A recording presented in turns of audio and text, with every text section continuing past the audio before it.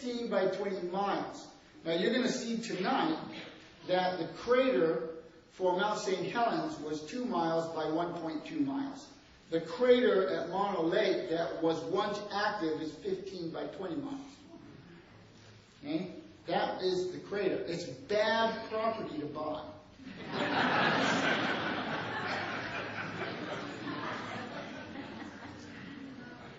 If Long Valley Caldera, if this erupts again, because there is ample evidence that it has erupted in the past, and you will find out that these eruptions occurred during the flood and just right after the flood.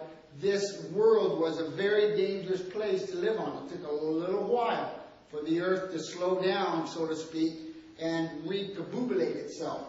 140 cubic miles of material will be ejected. Now let me put that in a little bit of, let me explain to you that Mount St. Helens put out 1/2 cubic mile of material. Oh, this is 280 times the size. Okay, 280 times the size. 75-mile radius, 50 inches, 125, 16 inches of ash. Better than 75-mile radius, a complete destruction of all life. Nothing could live. And outside that radius, it's like an atomic explosion. You're going to have most of the people outside that radius within another 25 miles will wish that they had died or will eventually die. Now, this is not the largest of all the volcanoes in North America. Anyone want to venture a guess where the largest volcano is in North America? Yep, you got it. Yellowstone. Yellowstone is heating up. Just like every one of these volcanoes in the Cascade Range are heating up. Mount Rainier is heating up. It is quaking. It has lahars coming down as the glaciers are melting. And Yellowstone has whole areas corridored off so that you can't walk out because the crust has become thin and the water is just boiling under there. What's boiling there? Just underneath Yellowstone by 3-4 miles is this huge cauldron of magma. And Yellowstone, when it explodes, when Yellowstone explodes, it will be over 2,000 times the size of Mount St. Helens. Okay? So when you read your Bible and it says there's a time to come that has man seen it like it was, we are looking right now, we are looking at the evidence that what the Bible is saying is coming true. And we should pay very close attention to everything else it says.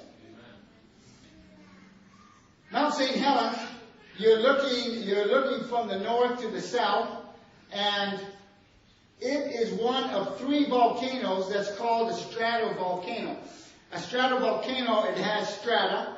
It can erupt either Mount St. Helens, Mount Rainier, or Mount Adams. Any one of those 3 can erupt either with lava, and lava is the same as magma, but when magma comes out, it becomes lava.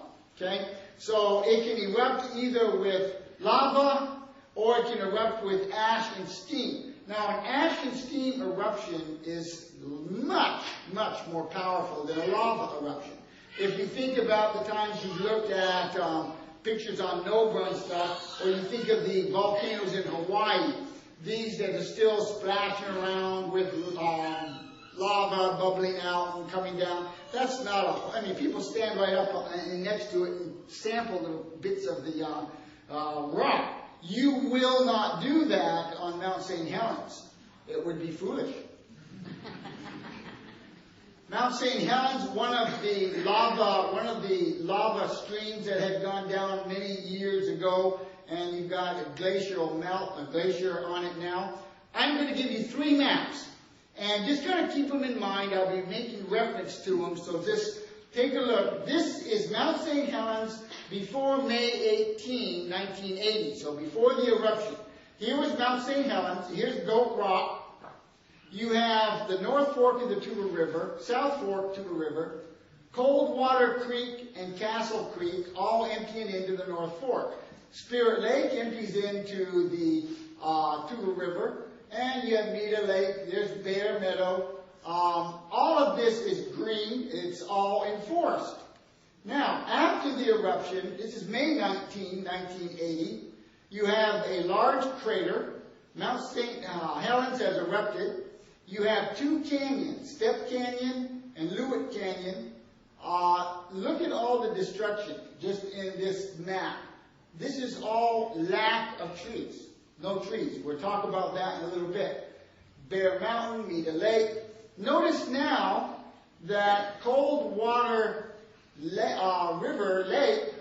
Coldwater is now a lake. Same with Castle. It's a lake. There is no more of a stream or a river. It's a lake. It's because all the debris came out and landed in Spirit Lake and came up and landed up here. Spirit Lake rose about 200 to 250 feet in elevation. It added over 300 feet of volcanic ash and debris landed in Spirit Lake, and the lake rose up. So you'd have to dig down up to 300 feet to get down to the bottom of where Spirit Lake was the day before. That much material landed in this lake. The lake went from about 2 square miles up to about 4 square miles. It just about doubled in its size. And this is a real problem. This lake now has no outlet.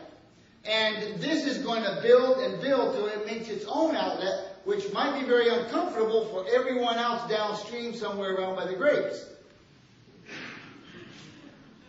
We're not done yet. That's my bobcat, Tonka, and she's now 10 years old. But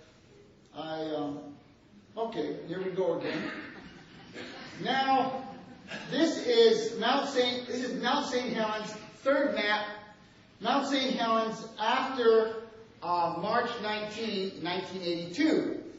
At that time, there was a huge amount of mud and lahar that was blown off of the mountain, and it dug out trenches, so to speak. It dug out canyons 100 feet deep, and it reconnected so that Coldwater Lake now has a connection into the New Tulu River. Castle Lake, they built a drainage tunnel through Harry's Ridge for Spirit Lake to empty out into.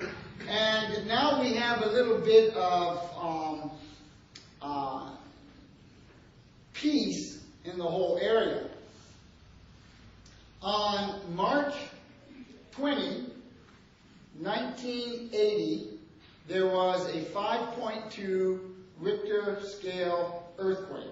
And that was the first one underneath Mount St. Helens that gave a hint that this mountain was getting serious.